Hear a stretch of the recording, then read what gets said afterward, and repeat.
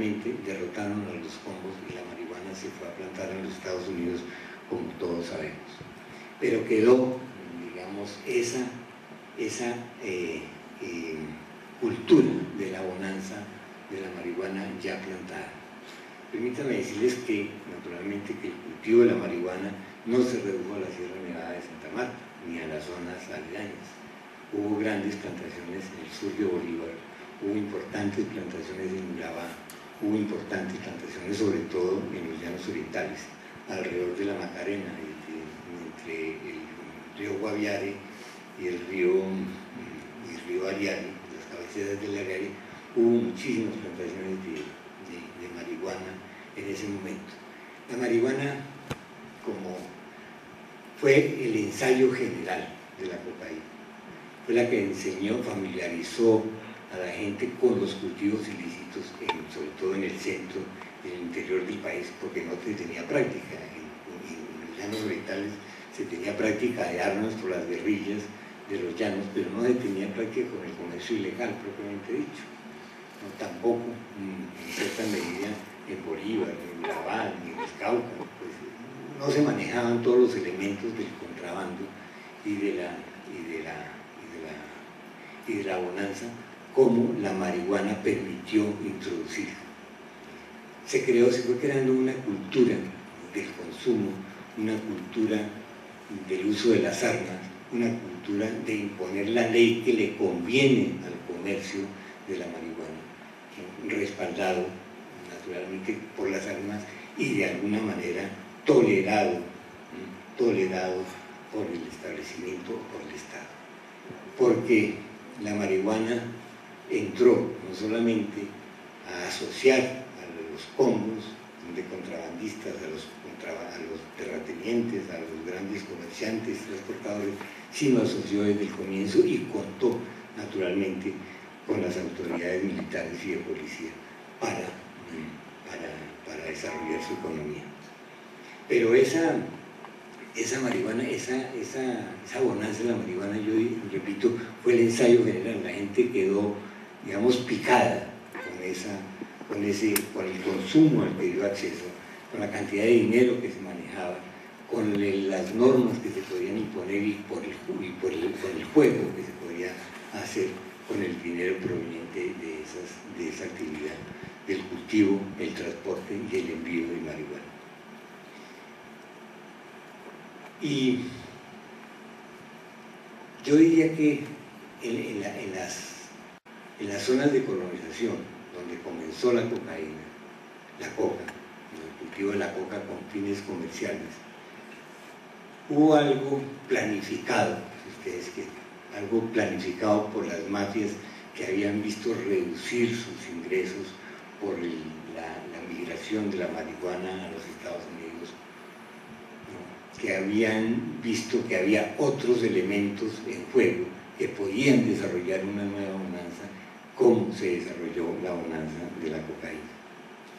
En las mismas zonas donde hubo bonanza, localmente hubo bonanza de la marihuana, comenzó a haber cultivos de coca en los años, mediados de los años 70 y mediados y finales de los años 70. Los partidos están contra la pared. La influencia de la mafia, lo conocemos claramente, no solamente existe, sino continúa existiendo. El paramilitarismo se ha fortalecido a través de estas formas nuevas de doctrina. La guerrilla no ha sido derrotada. Es decir, estamos en síntesis en un país nuevo, ¿no?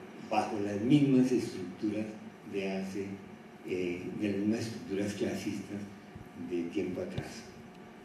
Se ha transformado y no se ha transformado el país. Ha cambiado y no ha cambiado.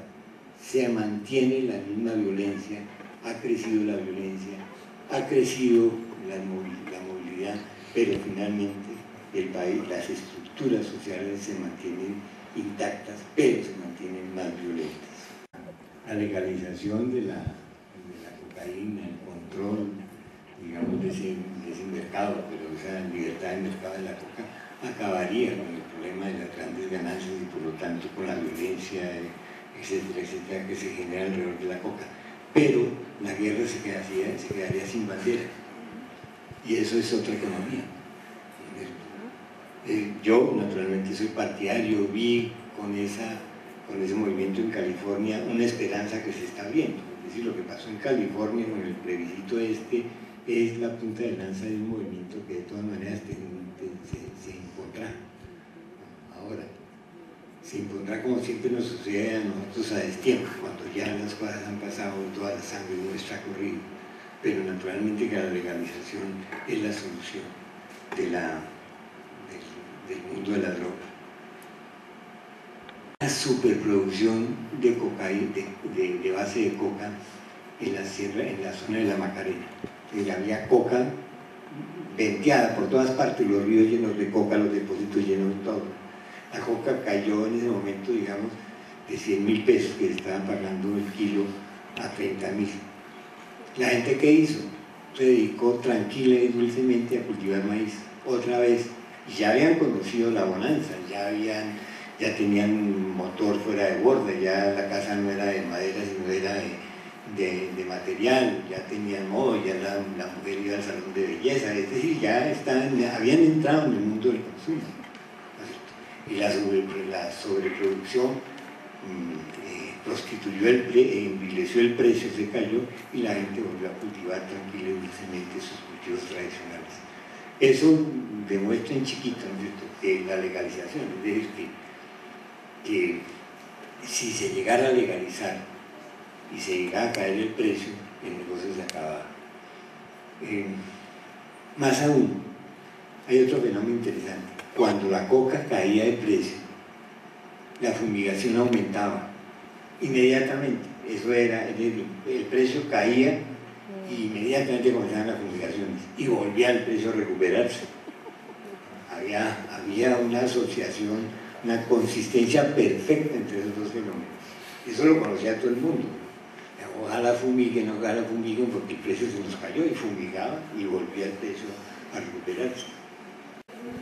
Nosotros los viejos oímos hablar del 9 de abril cuando teníamos 3 años, o 4 años, o 2 años. Y hemos vivido siempre en eso, pero bueno, Álvaro Uribe dice lo mismo. Pero de todas maneras, uno no puede perder la esperanza. Hay síntomas de que hay algún acercamiento entre la guerrilla y el gobierno. Yo lo veo. No sé hasta dónde yo estoy esperanzado en eso, hasta dónde estoy pensando con el deseo. Pero lo cierto es que el país no resiste más guerra. Es que ya hay un límite, un cansancio con todo. Se ha ensayado todo, se han ensayado las paces mal hechas, se ha ensayado la guerra a muerte, se ha ensayado el paramilitarismo, se ha ensayado todo. ¿Qué queda por ensayar? Lo único que queda por ensayar es una paz de fondo. Yo no pierdo la esperanza. No quiero decir que Santos vaya a hacer la paz, pero yo no pierdo la esperanza de que se haga un camino en algún momento